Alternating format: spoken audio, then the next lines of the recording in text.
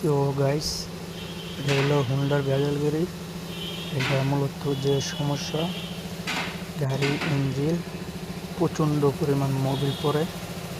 তো চতুর্দিকে মোবিল পড়ে, ম্যানুয়াল সিল দেওয়া, টিভিট কাভার সিল দেওয়া, অয়েল পাম্পে সিল দেওয়া, তারপর মেনপুরি সিল দেওয়া।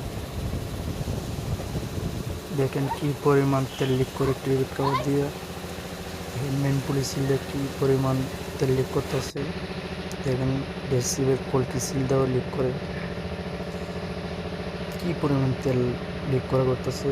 তো প্রতি সপ্তাহ বলে 2 লিটার মোবিল লাগে। তো উনি ইঞ্জিলে সব করা সিল এখন পাল্টাইব।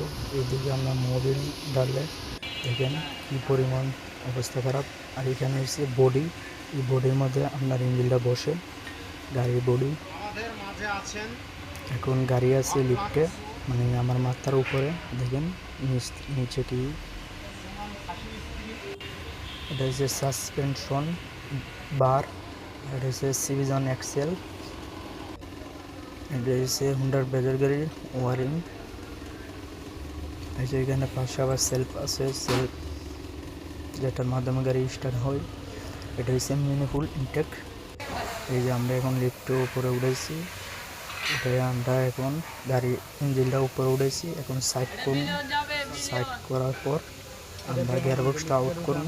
আউট করার পর তারপর আমরা সিলগুলো খুলুন, সিলগুলো চেঞ্জ করবো। এই যে দেখেন চেম্বার খোলার পর চেম্বারের সিলটা আমরা চেঞ্জ করবো। এই যে এখানে টেবিট কাভার সিলটা চেঞ্জ করবো।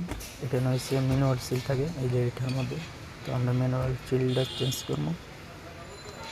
আরও অনেক দিকে তেল লিক করে, তো আমরা এটা সমস্যার সমাধান করবো। এটা হচ্ছে টেবিট কাভার, এটা হচ্ছে ফেরাউইল,